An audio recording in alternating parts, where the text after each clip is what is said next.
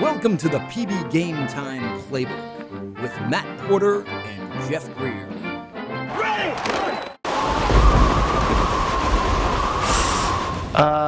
Is it safe to come outside?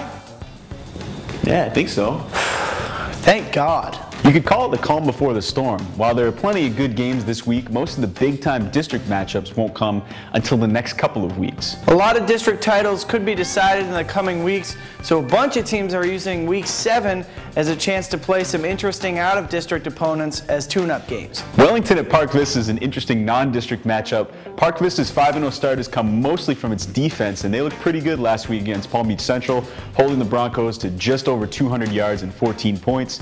Meanwhile, Wellington had a spirited comeback effort against unbeaten Cardinal Newman last week. If they can find that effort for 48 full minutes, I think they have a shot here, but I'm not sure that they can top Park Vista in this one. I like the Cobras 28-14. Palm Beach Gardens is at Boca Raton this week, and this is an important game for Gardens because next week they play Seminole Ridge in a game that basically will decide that district title.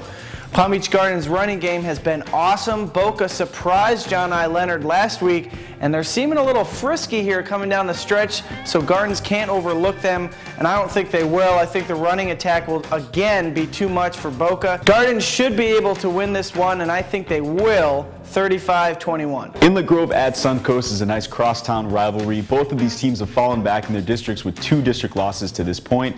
It's not about the districts here though, it's about Riviera Beach. Suncoast needs a big effort from its defense this week coming off of its blowout loss to Glade Central. I think they're going to find it here. I'm taking them 20-12 over Inlet Grove. There are actually a few good district games this week. We've got Glades Day at Village Academy. Glades Day coach Pete Walker mentioned Village Academy as a team to watch before the season, and this is Village's chance to take advantage of that, but it's going to be really tough. As long as Kelvin Taylor is playing for Glades Day, you should never pick against the Gators. Glades Day wins this one 42-34. Royal Palm is at West Boca this week in a 13-7A matchup. Royal Palm is still unbeaten in the district, but they have the toughest teams in the league coming up: Lake Worth, Atlantic, and Dwyer. West Boca already has 2 district losses, and they would love to hand the Wildcats their first.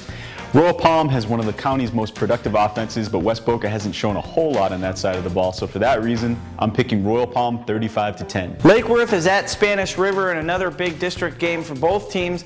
Spanish River is a lot of fun, big story. They won 3 games in a row to start the season, kind of erasing their bad history, but they ran into a buzzsaw, and this just continues it. Lake Worth has designs on the playoffs, and Evan Moore and Bernard Davis and some of the other guys they have on that offense are just going to be a little too much for the Sharks. I'll take Lake Worth in this one, 34-20. That's it. We're closing the playbook.